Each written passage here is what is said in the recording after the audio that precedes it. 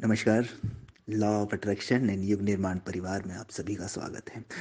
आज हम बात कर रहे हैं कर्मों की, कर्म फल की और कर्म फल से मुक्ति के उपायों की। कर्म क्या है? आप अपने मन से, अपनी वाणी से, अपने शरीर से जो भी क्रियाएं कर रहे हैं वो सब आपके कर्म हैं। वो अच्छी हो बुरी हो ये मैटर नहीं करता, वो आपके कर्मों का निर्माण कर रही है। और ये कर्मों का निर्माण जब तक आप जन्म लेते हैं तब तक चलते रहता है। इस जन्म के कर्मों का आपने स्टॉक इकट्ठा कर लिया और पिछले जन्मों का स्टॉक भी आप लेकर चलते हैं और वो जन्मों जन्मों तक कैरी फॉरवर्ड होता है, यानी आगे बढ़ते जाता है। मान लीजिए आपने पिछले जन्मों में कुछ अच्छे कुछ बुरे ऐसे कर्म किए, ठीक है। अब आपकी वहां पर मृत्यु हुई, आपका स्थूल शरीर समाप्त हुआ, लेकिन जो आपके कर्मों का हिसाब किताब है ना, अच्छे या बुरे, वो अगले जन्म में आपके सूक्ष्म शरीर के साथ कैरी फॉरवर्ड होता है ना। और ये जो स्टॉक है, ये जन्म लेते लेते लेते लेते इकट्ठा होता जाता है।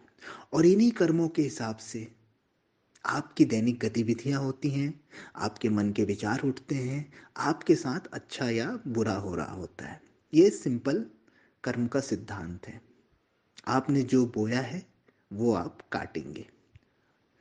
कांटों को बोओगे, कांटों को काटोगे। फल को बोओगे, फल को काटोगे। अमृत तो अमृत, जहर तो जहर। ये कर्मों का सिद्धांत है और इससे कोई भी नहीं बचा है। जिस प्राणी ने इस पृथ्वी पर जन्म लिया वो कर्म सिद्धांत उस पर लागू हुआ ही है। कोई भी नहीं बचा है, चाहे जो ईश्वरीय अवतार कहे गए हों, चाहे महान ऋषि कहे गए हों, चाहे गरीब व्यक्ति कहा गया हो, सभी इस कर्म फल के सिद्धांत में बंधे हुए हैं। अब कोई कर्म हमें क्यों चिपकता है या कोई कर्म हम पर क्यों लागू होता है?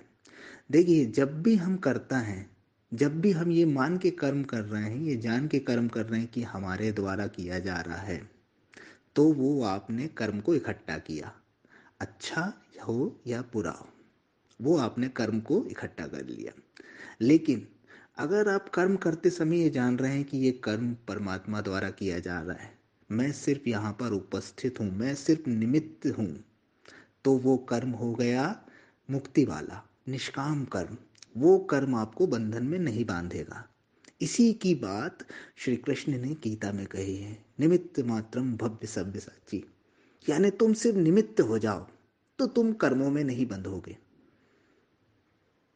सिंपल गणित कृष्ण जी ने एक लाइन में समझा दिया कि अगर आप निमित्त हैं, आप सिर्फ उपलब्ध हैं, आप सिर्फ साक्षी हैं, और आप ये जान के कर्म कर रहे हैं, ये मान के कर्म कर रहे हैं कि ये कर्म ईश्वर द्वारा कराया जा रहा है, इस प्रकृति द्वारा कराया जा रहा है, इस अस्तित्व द्वारा कराया जा रहा है, मैं सिर्फ उसके हाथ मात्र हूं, मैं सिर्फ निमित्त मात्र हूं, तो आप कर्म बंधन से मुक्त हो गए। आपको वो कर्म नहीं बांधेगा।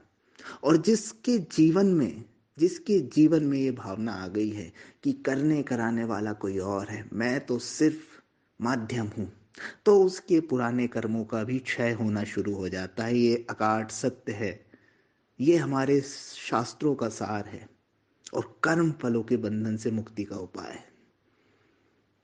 जिसने अपने आप को निमित्त मान लिया, जिसने अपने आप को साक्षी मान लिया और जान लिया, वो कर्म फल के बंधनों से मुक्त होना शुरू हो जाता है।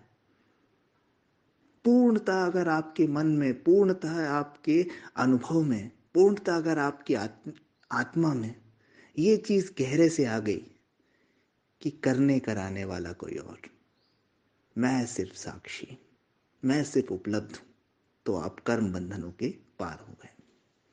कर्मों से आपकी मुक्ति होना शुरू हो गई। यही मोक्ष है, यही मुक्ति है। फिर आपका जन्म नहीं होगा, फिर आप इस चक्र में नहीं पड़ेंगे। और ये मैं नहीं कह रहा हूं, ऐसा हमारे शास्त्रों में है, ऐसा श्री कृष्ण ने कहा है।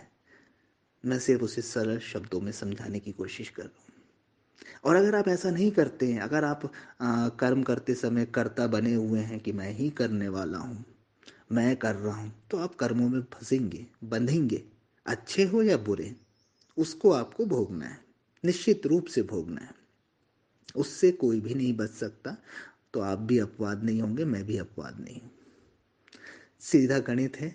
आप अगर करता नहीं है तो आपको कर्म नहीं लगेगा, अगर आप करता है तो आपको कर्म लगेगा ही लगेगा।